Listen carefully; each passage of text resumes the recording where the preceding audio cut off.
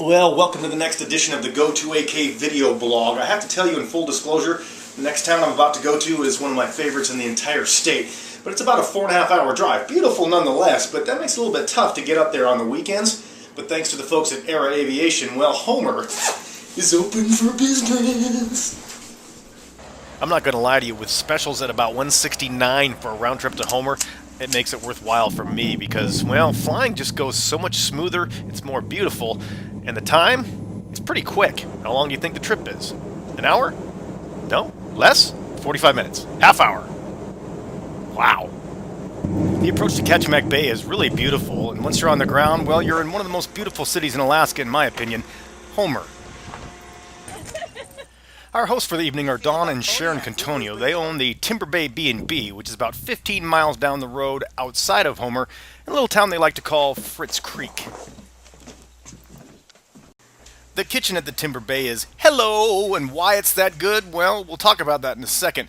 One of the things that's so great about Homer is, well, take a look out the window. It's the view. Gorgeous year-round. The downstairs lounge is soaked in natural wood, and they've got 5 themed rooms throughout the house. The canine room is one, and the aviation room, great for Alaskans. And the attention to detail is awesome at this place, including one detail I particularly liked. Yeah, can't go wrong. In Don's eyes, this place has really one thing. Our thing is the food. Everything's all about the food. The rooms are nice, it's a nice place, but people come here to eat. And you'll find that out tomorrow, breakfast time. And if you want to put on a business meeting or wedding? The facilities are free, you just have to let me cater it. Still all about the food. It's all about the food, that's what I do. I'm a foodie. So what's the discounts that you're running now? 10% for Alaska residents, 20% for active military. Is that year-round? That's year-round. After an evening toast and one last look at the gorgeous view, well, it's time to go to bed because all this talk of food makes me want breakfast. Sunrise over Kachemack Bay, and I take a moment to pause and look around. Oh wait, breakfast! Okay, now I've got a minute. No, breakfast. I hear sizzling. At that moment, Dawn says exactly what's on my mind. Looking good. Is there a reason for this shot? No, not really, but it is sausage in HD. Enough said. Gotta love it. What you got making there? Stuffed French toast. Ooh.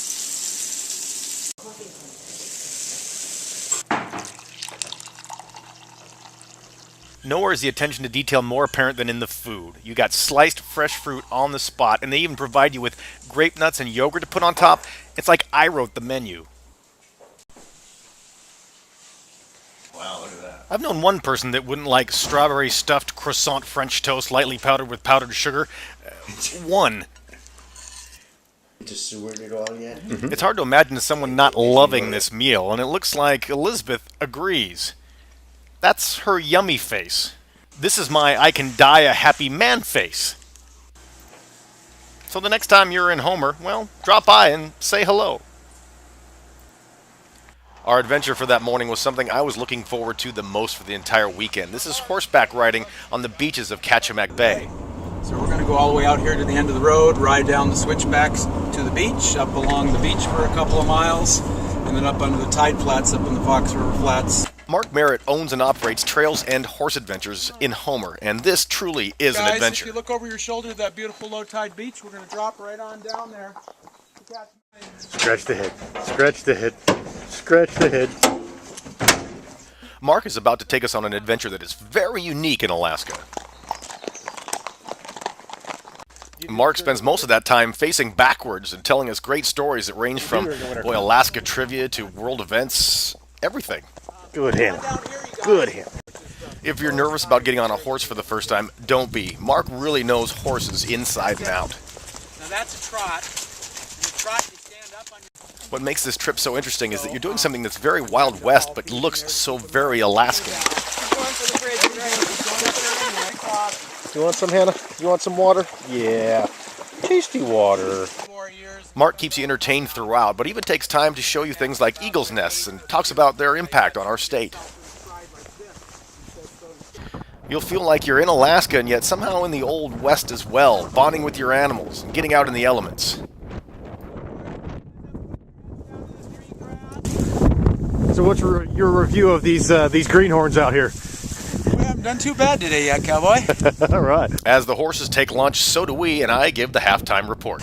Well, we've managed to cross the Fox River, got down some good horses, had a just gorgeous ride. We were going across some tidal flats, and the scenery's incredible. The horses, nice. Yeah, this brings back my days when I was a wrangler out on the, I don't know, I forgot the place. It was this place I was a wrangler.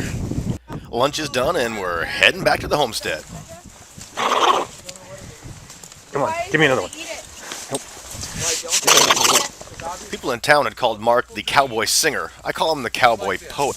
I was just a boy, and you were just a dream. Something out of my reach, but part of all my childhood schemes. Your names were Flash, Flame, Fire, and Flare.